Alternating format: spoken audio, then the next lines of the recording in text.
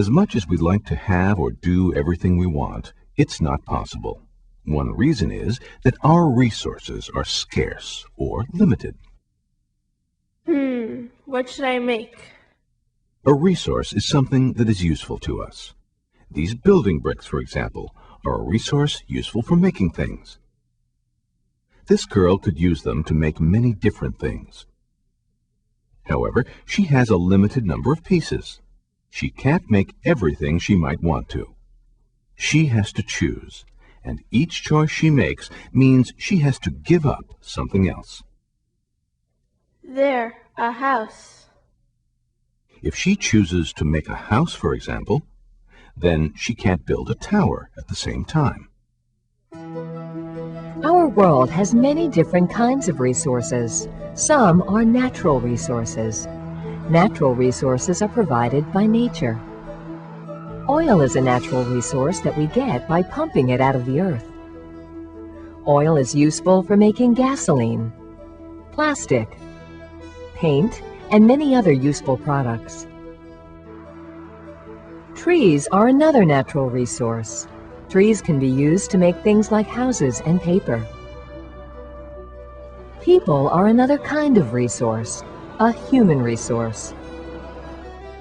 People are a resource because they can do the work that produces goods. Goods are objects that satisfy people's wants. Factory workers, for example, produce goods when they make cars.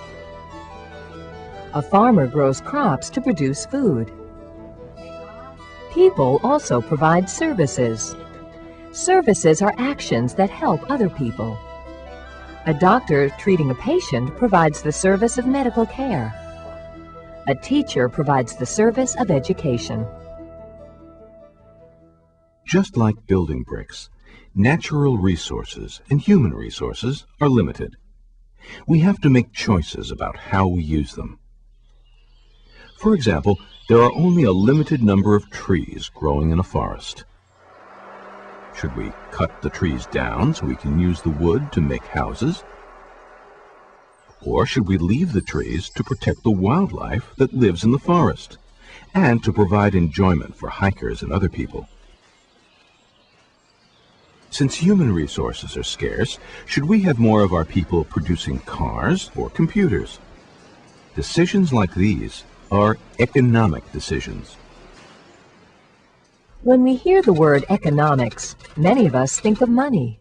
But economics is really about other things. The dictionary defines economics as the science that deals with the production, distribution, and consumption of goods and services. Production refers to how goods are made with resources, or how services are performed. Consumption refers to how people use the goods and services that are produced. And distribution is about who gets the goods and services, who gets what, who gets more, and who gets less. Distribution and consumption depend partly on how much people are willing and able to pay for goods and services.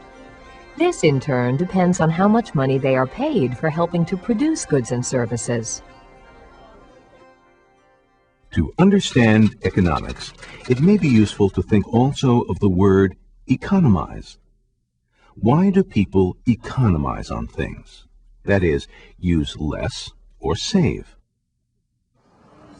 Economics is about identifying choices and analyzing the benefits and costs of different alternatives when things are scarce.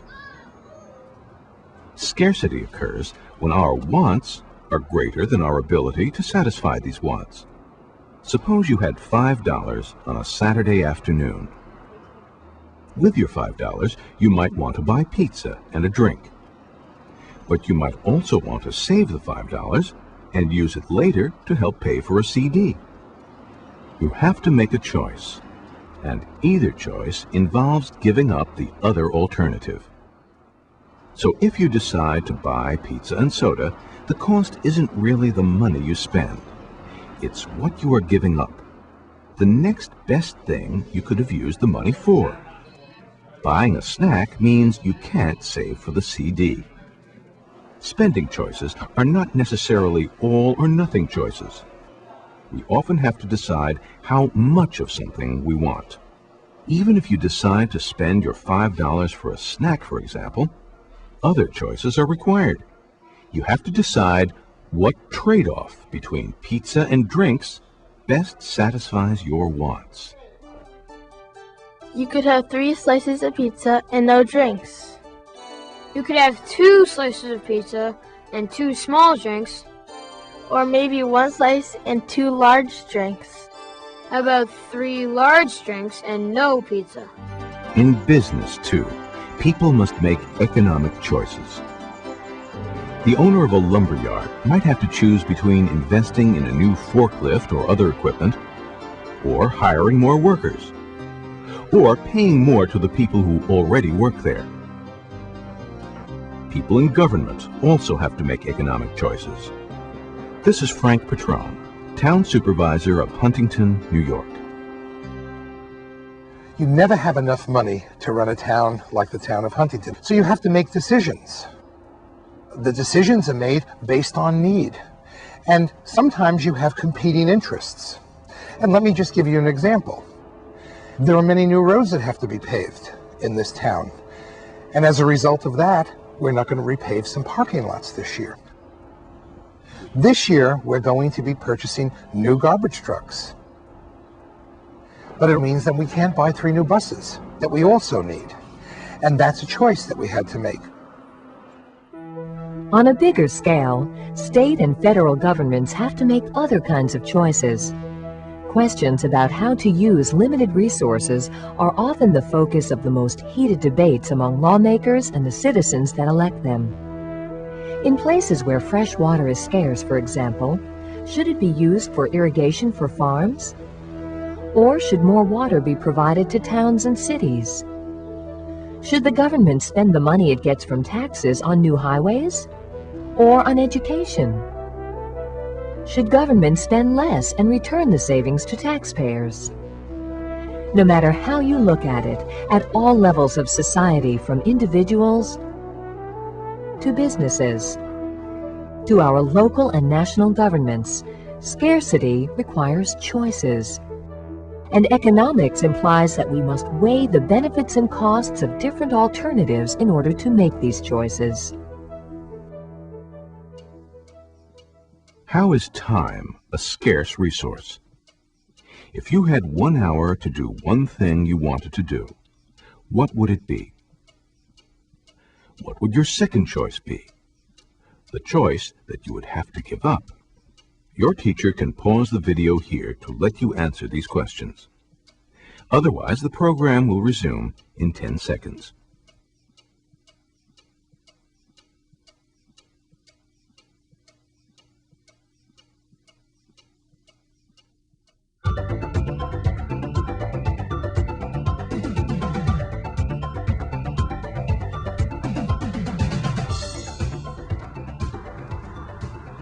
I'll give you my Nolan Ryan for your Cal Ripken. You're joking, right? I'll give you my Cal Ripken for your Nolan Ryan and your Barry Bonds. Well, okay. Not all economic transactions or trades involve money. Sometimes people simply swap one thing for another. The swapping of one thing for another is called barter. In the 1800s, North American farmers and ranchers on the frontier often had no cash, so they used barter instead. A farmer might have traded wheat or corn to the owner of a hardware store in exchange for a plow. But barter only works when each person needs or wants something that the other is offering to trade. Hi, may I help you? I'll trade you a Sammy Sosa card for a calzone.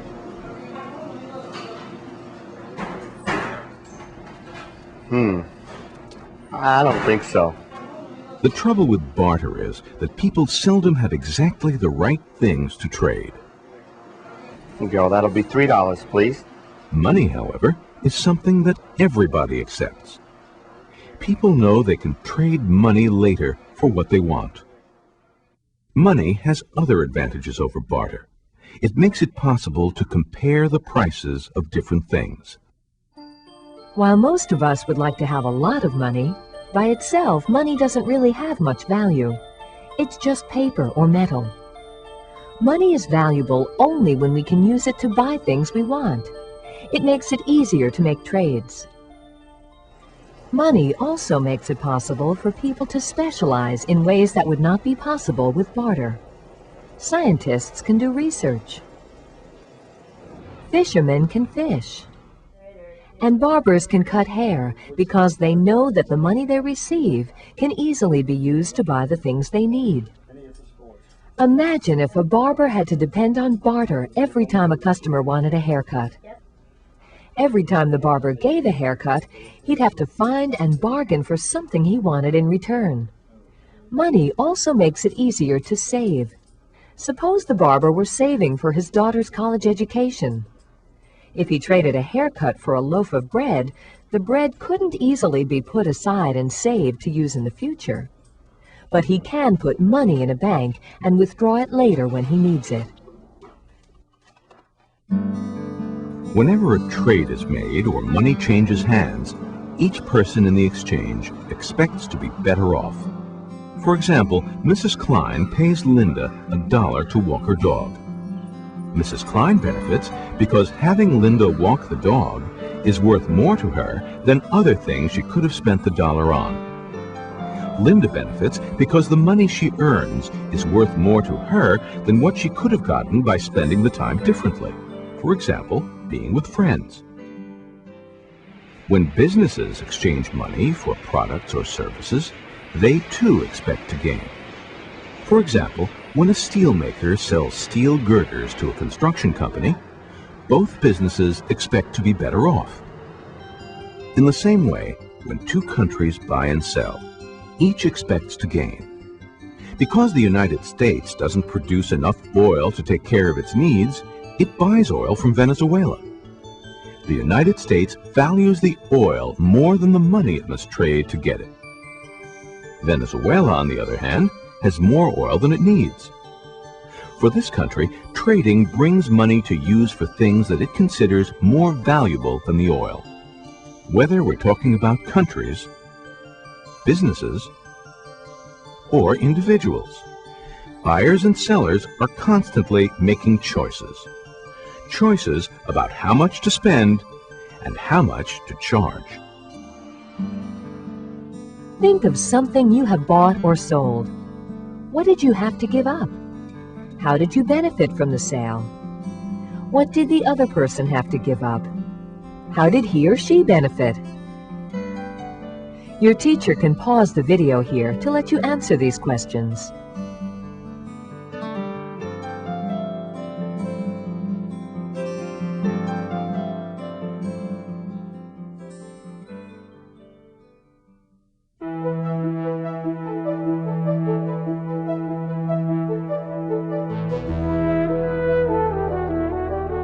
A marketplace is somewhere where buyers and sellers meet and do business. Times Square in New York City offers many examples of marketplaces.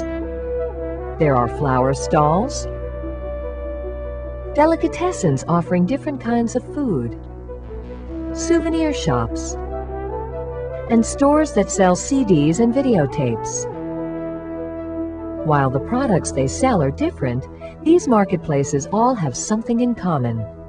They want to attract buyers. In any marketplace, buyers and sellers have to agree on a price.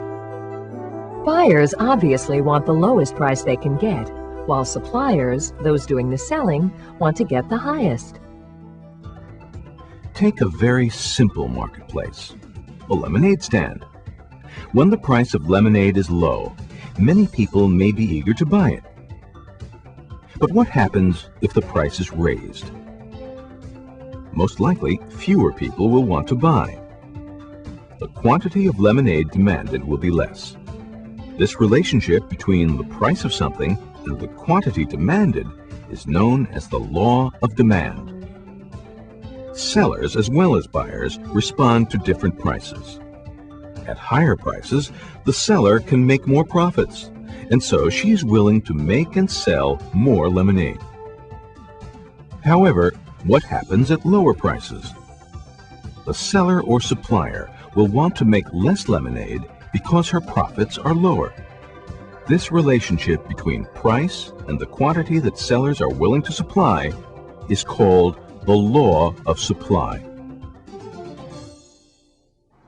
The forces of supply and demand largely determine the prices in different markets. A price of something tends toward the level at which there is a balance between the quantity buyers wish to buy and the quantity suppliers wish to sell. If the quantity buyers want to buy at a certain price is more than suppliers wish to sell, that is called a shortage. When this happens, buyers may compete among themselves and bid the price up. Beanie Babies provide an example. Not too long ago, Beanie Babies were extremely popular. Around holidays, parents were desperate to buy them. But stores had only a limited number of Beanie Babies. Some parents were willing to spend 2 or 3 times the regular price. They began bidding the prices up in newspaper ads and on the internet. Of course, the opposite can also happen. The quantity people are willing to buy at a certain price may be less than the quantity suppliers wish to sell. When this happens, there is a surplus, and there is pressure on sellers to lower their prices. Around the end of summer, for example, car dealers may have large numbers of unsold cars, and they need to make room for next year's models. To increase the quantity of cars people will buy, the dealers lower their prices to attract customers. Price is not the only way that sellers try to increase the quantity that people are willing to buy. Advertising is another. Advertisers attempt to increase people's willingness to buy something by making it seem more desirable and attractive. Advertisers may try to make a product seem glamorous. They may use athletes, movie stars, and other celebrities to make a product like jeans seem desirable and even necessary. And if a product is made more desirable to buyers, they will likely be willing to buy more of it. Something else that affects price in a market is competition. Suppose there were only one pizza parlor in town. The owner might be able to charge a lot more for a pizza than it costs to make, since he is the only supplier. But if another pizza parlor were to open down the street, he couldn't raise his prices very much without risking losing his customers to the competition. Competition ensures that prices are kept close to the cost of production.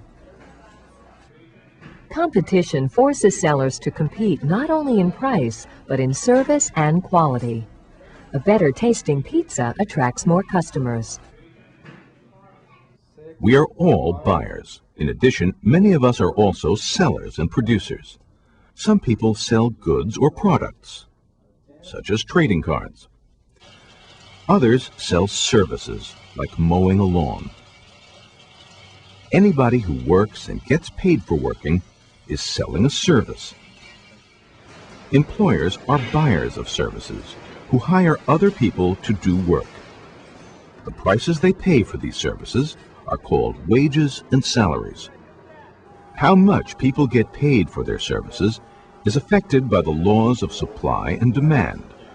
For example, people with skills that few other people possess are likely to earn higher wages. Suppose you were the only person in your neighborhood who knew how to navigate the internet on a computer.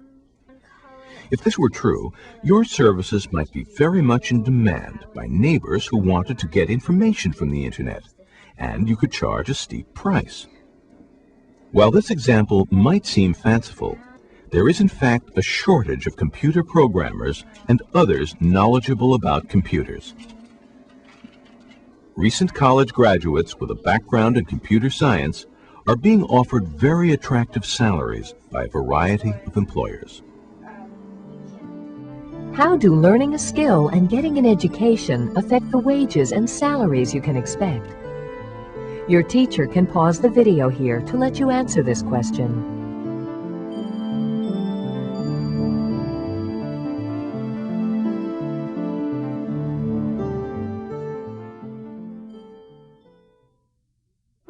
In this program, we've seen that economics means several things. We've seen how people have to live with scarce resources. Scarcity means we must make choices. Should we cut down the trees in a forest to make houses? Or should we leave them to provide enjoyment for hikers and others? Should a family buy a large house or save the money for college?